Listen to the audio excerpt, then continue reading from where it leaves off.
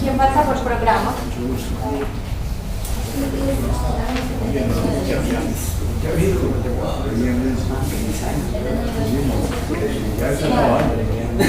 Sí, empezó a acabar.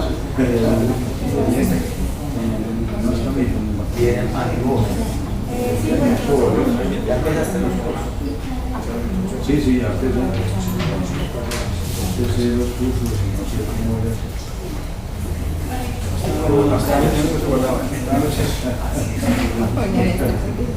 Sí. Carlos, sí. Siéntese.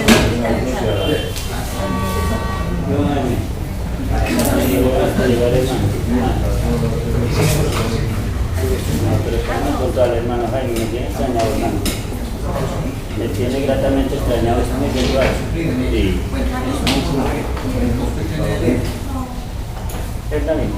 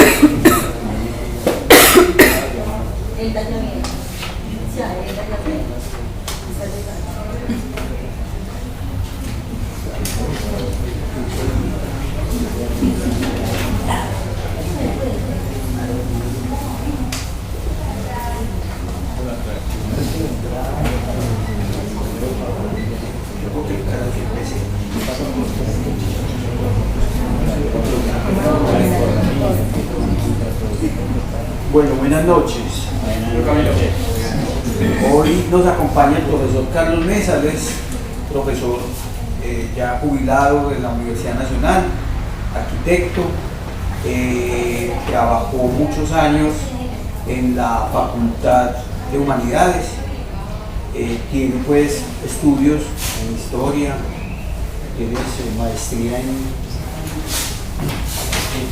estética y ha trabajado la ciudad desde el ámbito de lo sensible, desde la construcción espacial y la historia, y básicamente nos va a apoyar en esta cátedra contándonos sus experiencias en todo ese estudio y la elaboración de sus propios argumentos, porque hay que entenderlo así, una construcción que el profesor ha hecho a partir de todo ese proceso de entender, ver, vivir, sentir y percibir la ciudad. Y va a estar pues con nosotros este semestre, vamos a tener 10 sesiones con el profesor y pues Carlos terminará de presentarse. Gracias por venir, sabemos las dificultades pues que tiene la lluvia y los trancones que hay en la ciudad, pero gracias por venir hoy.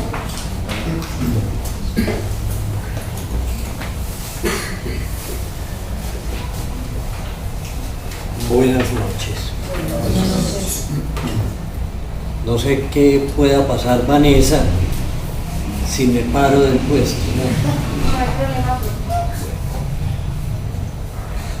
Ya Camilo pues les contó algo a ustedes. Yo quisiera destacar, aunque yo soy arquitecto, mi labor, mi trabajo ha estado siempre en el ámbito de la academia. No quiere decir eso que no he ejercido la profesión. Yo, sin embargo, muy rápidamente, hace unos 35 años, 40, me establecí en la universidad, particularmente en la Universidad Nacional.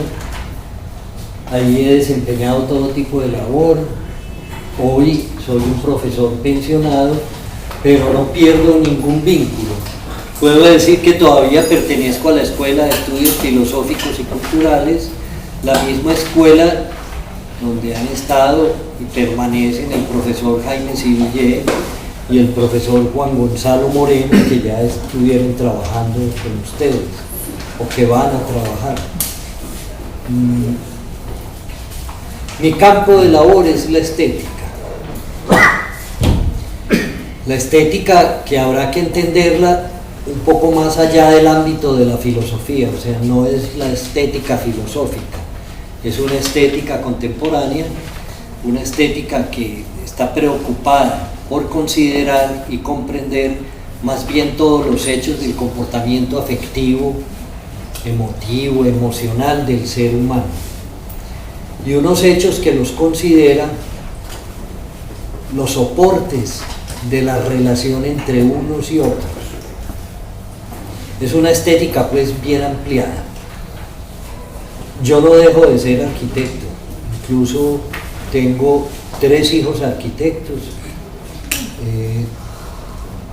Uno de ellos es el dueño de la editorial Mesa Editores, una editorial significativa, pero independiente, y los otros 2 son los arquitectos de Plan B, arquitectos que ha tenido una labor importante en la arquitectura colombiana en los últimos tiempos. Entonces digo, yo no he dejado de ser arquitecto porque ellos están ahí en su arquitectura. Pero mi permanencia sí es en la academia, fundamentalmente en la Universidad Nacional. Hoy pensionado, yo sigo trabajando en varios posgrados que tienen que ver con este asunto de la estética contemporánea. Estoy en la Universidad Tecnológica de Pereira, en la Universidad San Buenaventura de Cali, estoy en la Universidad de Caldas y en la Universidad Nacional en Manizales, en la Universidad Nacional aquí y en la Universidad Pontificia Bolivariana. Todo alrededor de la estética. No sé si esa presentación sea suficiente, uno hace la presentación más como un gesto de responsabilidad con ustedes que quieren realizar un trabajo conmigo, particularmente, en principio, escuchar algo que tengo para enseñarles, no en el sentido de que yo posea algo que se los voy a trasladar, sino en el sentido de que yo les voy a mostrar a ustedes, enseñar, mostrar, dar la cara, cómo uno hace algo. Supongo que todos tienen copia del programa que presenté de aquí. A usted ya se le manchó y se le ensució todo, entonces le iba a pedir otro. Ese programa para mí es una carta, una cartografía, es un punto de referencia importante, aunque es sucinto y no están sino los nombres con algunas definiciones de las distintas sesiones, yo no me pierdo de él. Ese programa tiene un título, es Geopoética del Mediterráneo. Habrá que explicar un poco ese título como preámbulo a esto, y después se despliegan una serie de sesiones. Debajo del título, como presentación, hay unos 4 puntos. Esos son los que quiero inicialmente desplegar.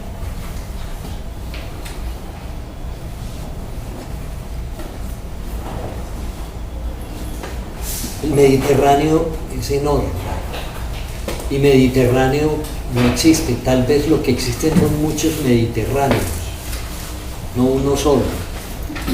Yo probablemente voy a intentar construir uno. Es un ejercicio que haré aquí con ustedes, y le digo geopoética a esa construcción.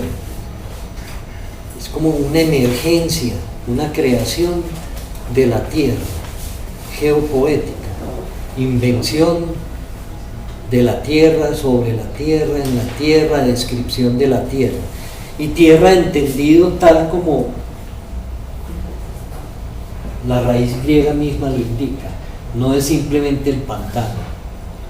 Incluso podríamos hablar del ser, tierra, o de todo esto que nosotros también consideramos naturaleza, incluido el ser, incluido el artificio, etc. Entonces, una geopoética o geapoética del Mediterráneo. Poética no se puede entender porque yo vaya a decir aquí palabras muy bellas, o las vaya a expresar o las vaya a leer. Yo creo que es necesario aclarar desde el principio qué considero yo poético. El filósofo contemporáneo José Luis Pardo Torío, en uno de sus textos, es un filósofo español y el texto está publicado en castellano, el texto se llama Sobre los espacios, pintar, escribir, pensar. Hace una construcción para poder dar cuenta de esos espacios y él mismo emplea la palabra geopoética. Yo estoy anclado ahí, en ese trabajo.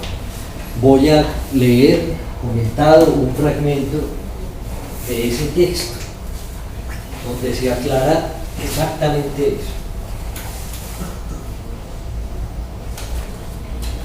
Poética remite a poiesis, lo que puede significar producción, trabajo, imitación, falsificación, simulación, invención.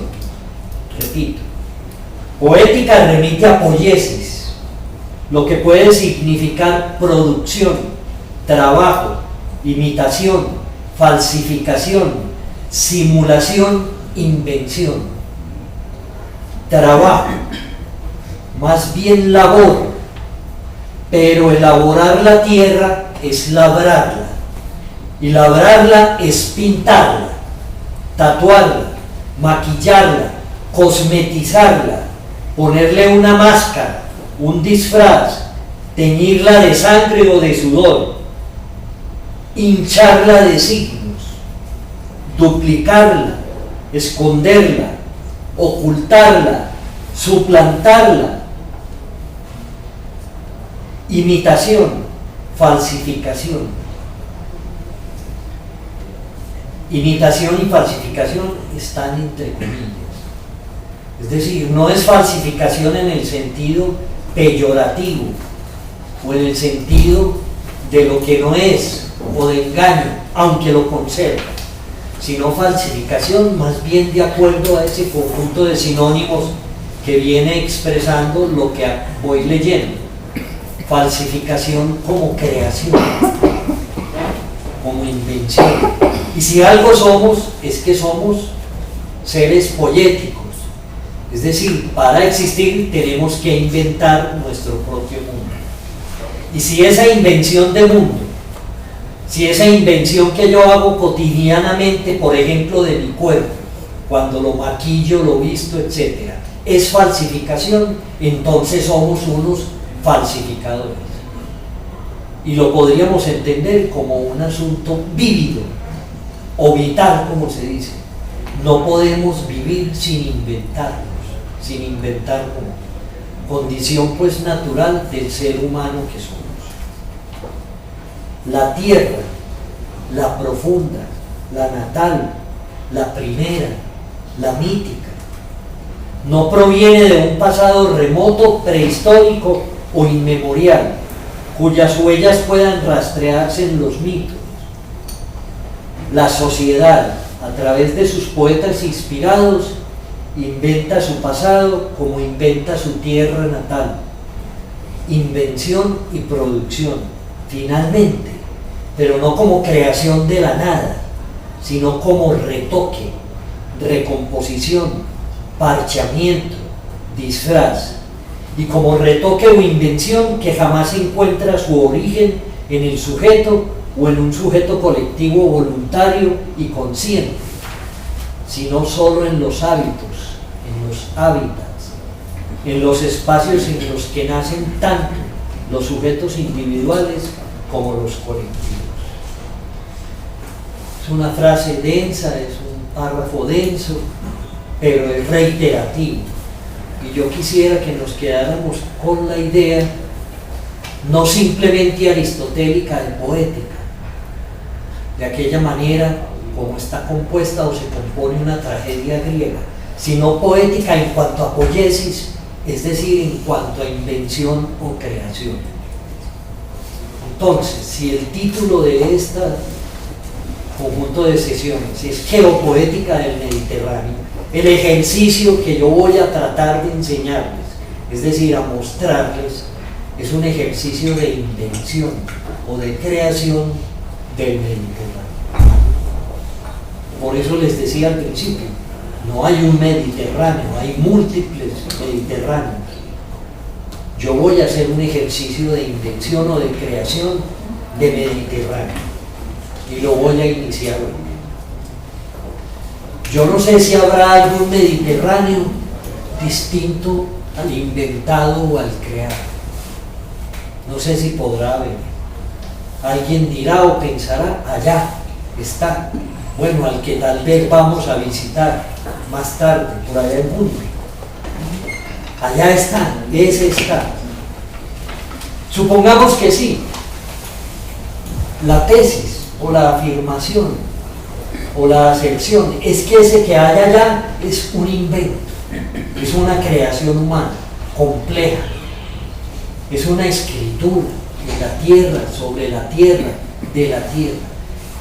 De él se podrá hacer una descripción de esa tierra que se llama Mediterráneo. Con esto no quiero librarme de cualquier desconocimiento, pero sí advertir que este ejercicio que yo voy a desplegar es un ejercicio retórico, persuasivo, sugerente o sugestivo. Yo no voy a decir verdades del Mediterráneo, yo voy a recrear, como lo decía Camilo hace un momento, a partir del Mediterráneo sensible, que yo estoy a toda hora percibiendo e inventándome, voy a hacer una recreación de él aquí. Y no voy a argumentar ni a demostrar nada. Mi discurso es absolutamente retórico. Ningún invento, ninguna demostración de alguna verdad, ninguna argumentación para corroborarla, etc. Nada. Yo voy a hacer una falsificación del Mediterráneo. Espero que esto les sirva para lo que ustedes están haciendo ahora, falsificadores que son.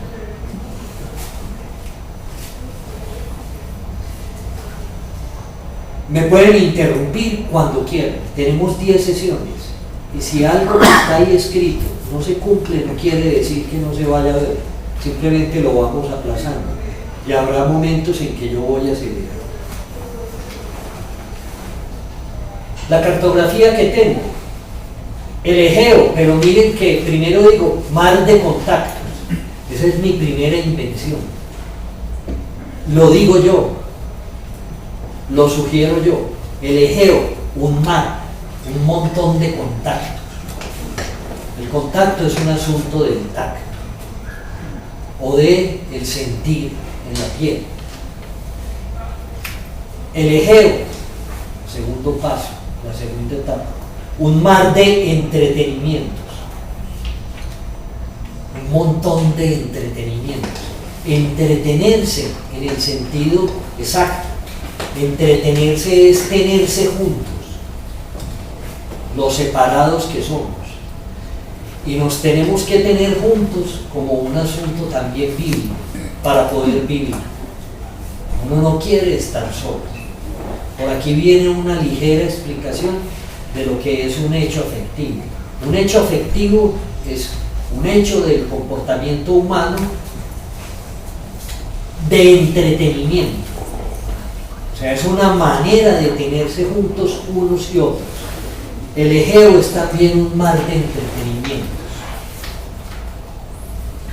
Pasamos a Egipto y yo inmediatamente hablo de un paisaje pitagórico, es decir, hago una lectura de él desde alguna Grecia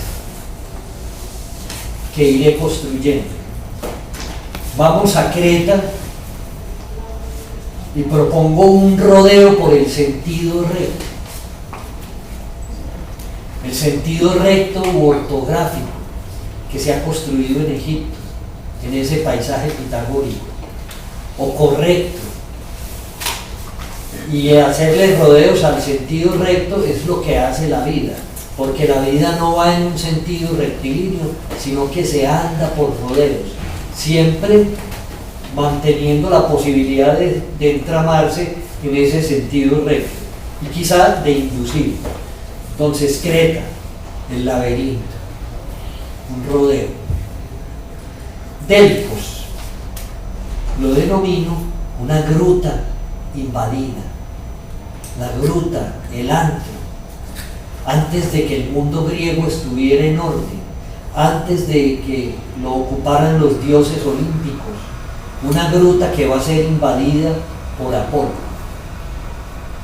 Delfos, de otra manera, la sensualidad en el oro. Y me paso a Atenas, más o menos una Atenas del siglo V antes de Cristo, la Atenas que llaman clásica, la Atenas de Pericles.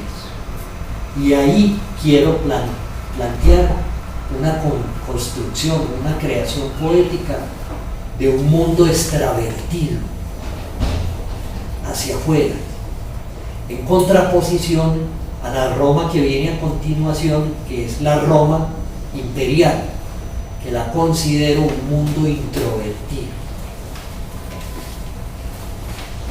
De ahí pego un salto hasta la Alhambra. La Alhambra, y tal vez lo toco a mi manera en el momento en que ya los moros o los árabes ceden terreno frente a los reyes católicos cuando Europa se está embarcando al famoso descubrimiento de América. Entonces la Alhambra con una gran preocupación, y es que acá en América, particularmente en el Caribe, todavía hay moros en la costa. Y finalmente hago algunas trazas, comento un poco un Caribe que yo lo considero un mar Mediterráneo. Esa es la cartografía a grandes rasgos. La bibliografía que he entregado en el programa es una bibliografía mía, es decir, yo respondo por ella, y en la medida en que vaya pasando por el programa seguramente la iré referenciando y señalando. Hay algunas lecturas que las considero especiales y las recomiendo. Algunas de ellas yo las tengo en PDF, pero a medida que les interese podré ir haciendo entrega de ellas. Son recomendadas desde el desarrollo mismo del programa.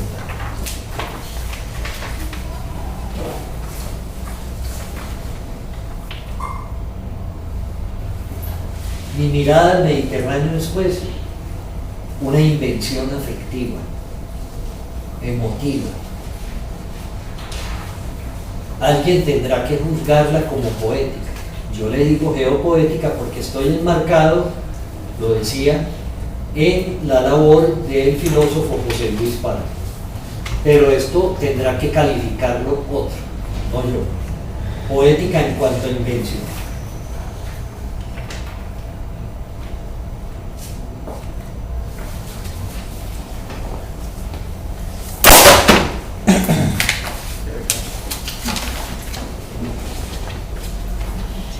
Si es geopoética, es también una geografía o una geografía, es decir, también hay escritura, inscripción, grabado, se esculpe de alguna manera de parte mía un Mediterráneo. Y vale la pena recordar también, de la mano de José Luis Pardo, que uno no necesariamente puede hablar de una geografía. Él despliega en este trabajo que les mencionaba 4 geografías. Ellas van a aparecer por aquí y yo haré referencia a ellas. Sin embargo, las menciono desde el principio. Hay una geografía que es, como la palabra lo dice, a veces parece claro, escritura de la tierra. Es decir, como si la tierra ella misma escribiera. Y escribe, si es la tierra, en una lengua deslenguada, que no es la lengua nuestra. Esa es la primera geografía. Difícil de aprender, difícil de considerar y de comprender, porque en la medida en que uno empieza a hablar de ella, ya es uno el que está hablando de lo que la tierra dice o escribe. Es una escritura, esta escritura de la tierra, que habrá dispositivos humanos, como por ejemplo la pintura, para acercarse a ella sin que uno sea el que diga mucho. Es casi que un sueño poder considerar y comprender una escritura de la tierra, porque es dejar que la tierra ella misma escriba en una lengua que no podemos trasladar a la lengua nuestra, porque inmediatamente la estaríamos subordinando. La segunda geografía, le dice José Luis Pardo, inscripción de la tierra. Perdón, inscripción en la tierra. Ya no una escritura de la tierra, sino una inscripción en la tierra. Pasos de alguien que camina buscando alimento, que primero de una manera fortuita los deja sobre el camino y que después esos pasos van a ser camino y van a significar, van a cargarse de sentido, y quien reconozca esos pasos y los siga, tal vez sabrá que conducen al alimento. O sea, una geografía primera que es escritura de la tierra, una geografía segunda que es inscripción sobre la tierra, y como es inscripción ya es duplicación de la tierra, ya hay ahí una poiesis. Una tercera,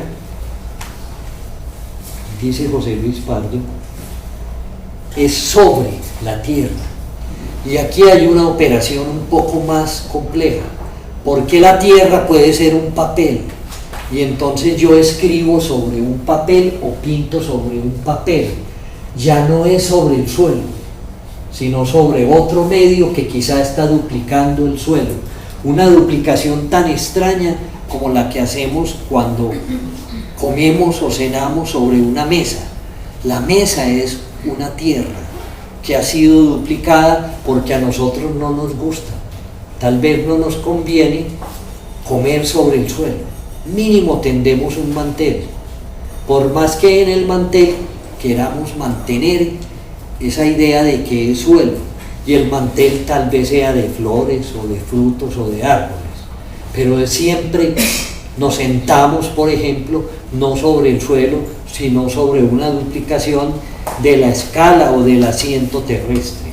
Esa es la tercera geografía. Y la cuarta es la descripción de la tierra. Describir la tierra es dejarse habitar por ella y habitarla. Más adelante se irán desplegando. Estoy quieto un poco. ¿Cierto? Se irán desplegando, creo yo, en la medida en que empiece a mostrarles algo.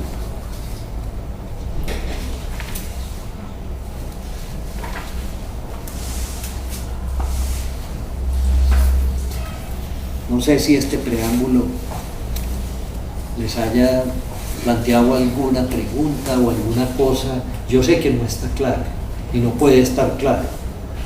Vamos a tener 10 sesiones para estar trabajando sobre ello, pero si hay algún comentario o alguna pregunta o quieren que enfatice algo, con mucho gusto antes de seguir lo haré.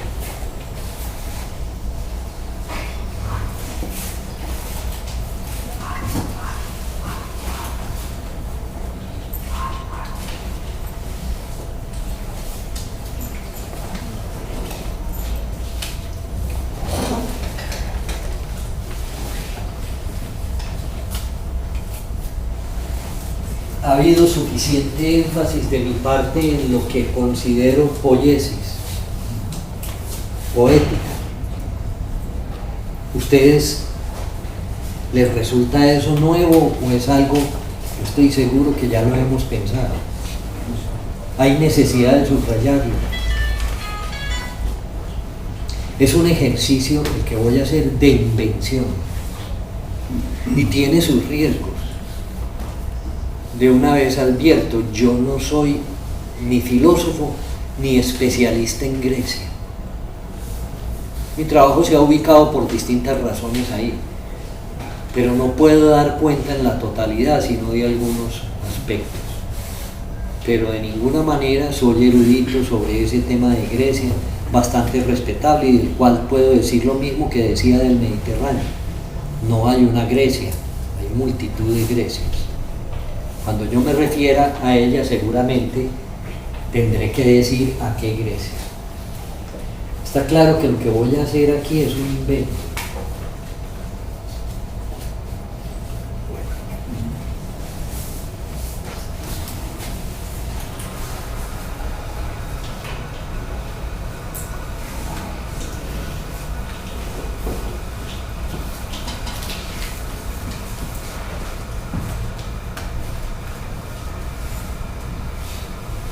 Habrá que volverlo a encender. No, simplemente mueve el mar.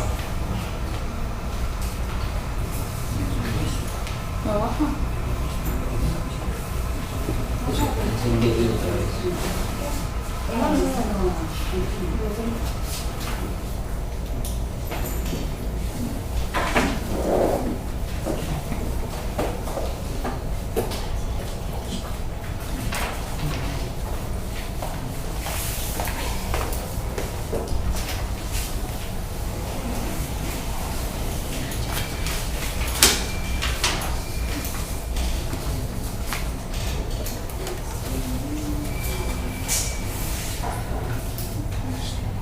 Bueno, en su programa está muy resumido el asunto alusivo al Egeo, un mar de contactos.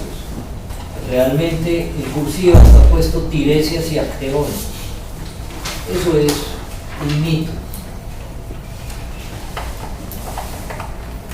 Y dice después el Egeo, un espacio áptico mitográfico. Yo voy a tratar de mostrar 3 series de imágenes comentadas.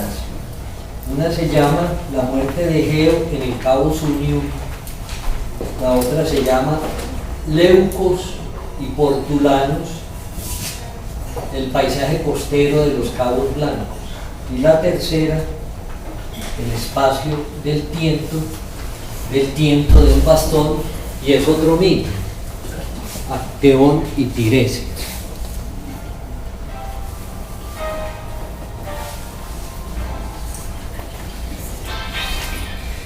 La idea inicial es que el Mediterráneo, que yo me estoy inventando, es un lugar mitográfico, no mitológico. Yo no voy a ser aquí, ni soy mitólogo, ni mucho menos, sino mitográfico, como ciertos mitos, creo yo, o me invento yo, están escritos, inscritos, grabados, como esa primera geopoética o invención del Mediterráneo son mitos que están grabados o escritos y que se pueden leer. Entonces, el primer ejercicio es una mitografía del Mediterráneo.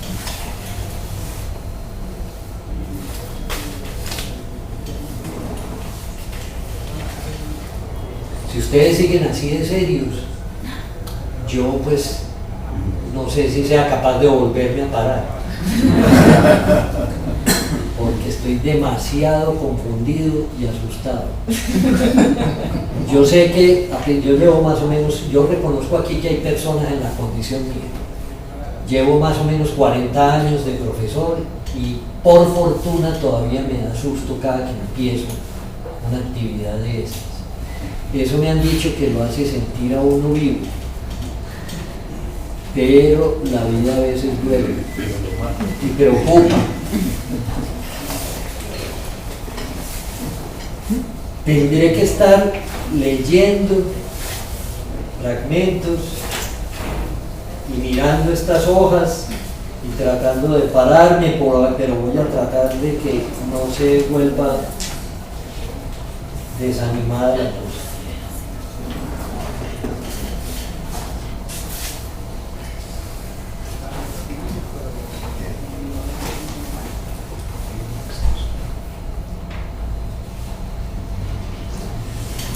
Este primer fragmentico se llama La muerte del padre. Yo lo puse así, para que resuene. En la primera invención de Mediterráneo, yo me voy al Egeo y hablo de la muerte del padre. El padre no es más que Egeo. Y Egeo es un rey de Atenas de los tiempos míticos. ¿Cuáles son los tiempos míticos? Es extraño hablar de los tiempos míticos, porque el tiempo del mito no es el tiempo de la historia, ni el tiempo de la mitología. El mito no tiene de esos tiempos. Cualquiera intentaría ubicarlo, porque lo han hecho, los arqueólogos lo han hecho, por ejemplo, los historiadores, y estaríamos hablando del siglo VI antes de Cristo para atrás, o sea, 7, 8, 9, 10, etc. Los mitos poéticos griegos han sido escritos. Homero, Hesíodo, Orfeo, y de ahí para adelante un montón. En las tragedias, en la escritura romana, en la escritura latina, etc. Y se ha hecho mitología, o sea, discurso de los mitos. No puedo rastrear eso. Solamente lo que está en la bibliografía, para poder explorar un poco a Egeo, si a alguno le interesa este rey mítico. En la bibliografía hay un diccionario de mitología griega y romana de Pierre Grimal, que es bastante interesante, porque cada nombre que uno busque ahí, no solamente hay un resumen explicativo, sino un montón de notas que lo trasladan a distintas obras de literatura donde está considerado ese nombre. Se lo recomiendo, no sé si lo conocen. Bueno, Egeo es un rey de los tiempos míticos, un rey de Atenas. Su vida es compleja, como en muchos de los mitos. Es un rey que tiene un hijo bastante conocido, se llama Teseo. Teseo es el que emprende una expedición hacia la isla de Creta. No la emprende, perdón, es llevado a la fuerza, entre comillas, a la isla de Creta, que está al frente de Atenas, al sur. En el mapa se ve muy cerca, pero podríamos estar hablando de unos 300 kilómetros, al sur de Atenas. Creta, más adelante hablaremos de ella. Creta es un punto de articulación entre el Asia, el África, el norte de África, y el Peloponeso o Grecia continental. Es como un punto de articulación, y efectivamente lo fue. Bueno, Teseo obligadamente va a Creta, y en Creta es él, este príncipe, el que acaba con el famoso monstruo Minotauro,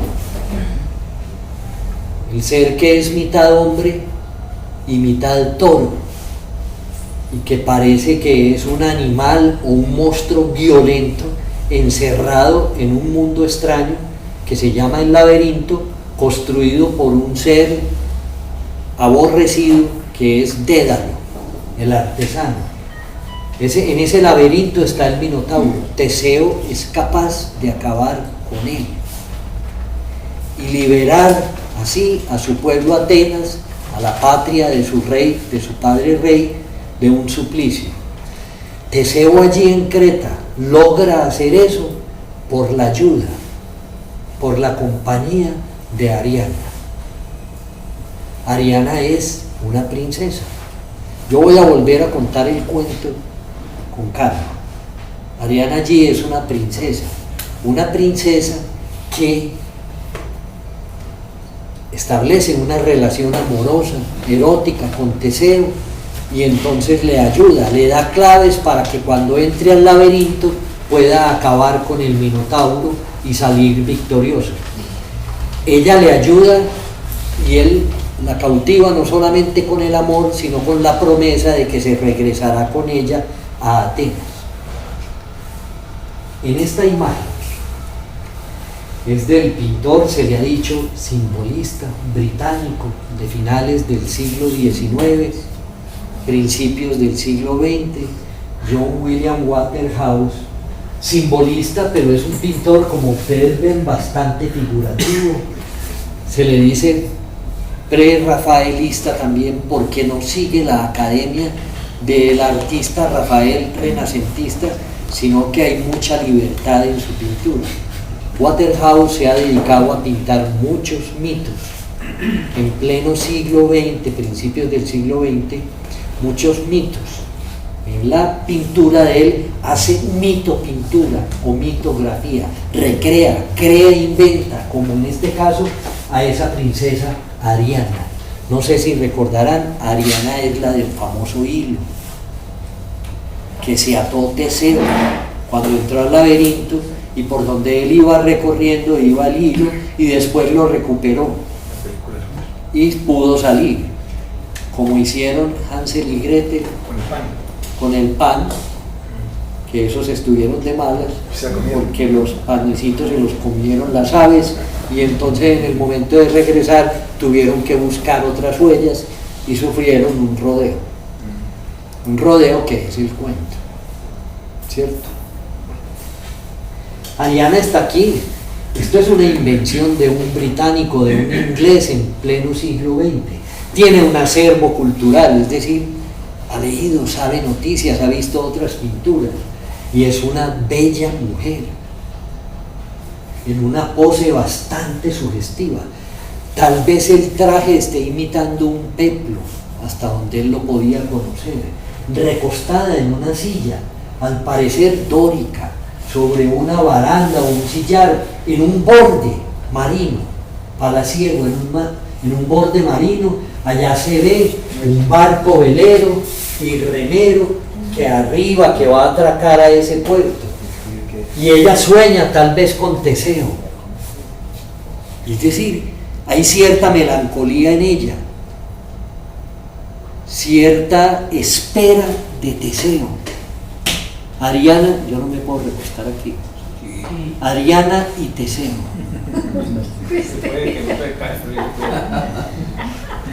¿El tigre qué? Imágenes, símbolos. Creta es un país en ese momento, les decía, es un vínculo donde confluyen, convergen todas las culturas conocidas: los fenicios, los egipcios, la India, los hititas, el norte de África, todo lo largo desde Gibraltar hasta allá, también el Asia Menor, también la Europa que era posible imaginar y soñar en ese tiempo, es decir, Italia, Grecia, confluyen, y entonces el pintor en su pintura lo carga de esto: las rosas blancas en una barandilla de piedra contra un mar salado, unos árboles que recuerdan un poco algunos olivares por su tono, etc. Miren otra cosa que es interesante observar aquí porque la mencionaremos: la proximidad tal vez de otra isla o de otro accidente. Estamos en una bahía, entonces es la punta de una bahía, un mar que no es llano, que no tiene playas, que no es plano, sino que presenta más bien acantilados, promontorios, entrantes, salientes, etc. Y en un borde, pues calmadamente construido, el mar está calmado y va a arribar Teseo. Y ella ya sueña el romance con Teseo. Volvamos un poquito a Egeo. Carlos y los tigres. No sé. No, No, estaba tratando de explicar de que en la imaginería de Waterhouse puede tener cabida muchas cosas porque está pintando a Creta.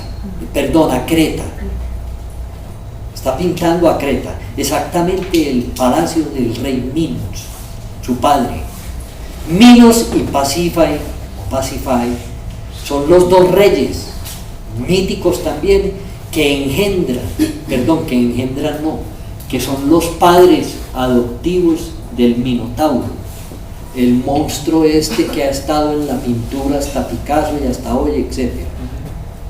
Y que está en el sótano de ese palacio encerrado en un laberinto que ha construido. Más adelante, cuando estemos en Creta, volvemos a hablar de Dédalo, el artesano, que le ayudó a Pasífae a inventarse un disfraz, a ponerse un disfraz de vaca, para que el toro sagrado se enamorara de ella, y de esa unión nació ese monstruo que se llama Minotauro, y que entonces Minos adopta por designios también divinos, y lo tienen ahí.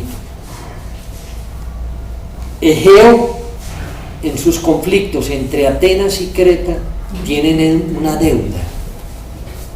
Una deuda, si les interesa, se puede consultar más. Una deuda que incumbe a los súbditos. Y es que Atenas, para evitar el asoleamiento, la catástrofe o la guerra permanente con Creta, ha pactado que le mandará periódicamente 7 jóvenes vírgenes y 7 jóvenes femeninas vírgenes allá a Creta, para que satisfagan la sed de sangre del Minotauro. Ese es el pacto. Periódicamente los va a mandar a Creta para que sean sacrificados por el Minotauro y se aplaque la ira también mítica, una ira mítica. Teseo acaba de aparecer, es un hijo mal habido, y por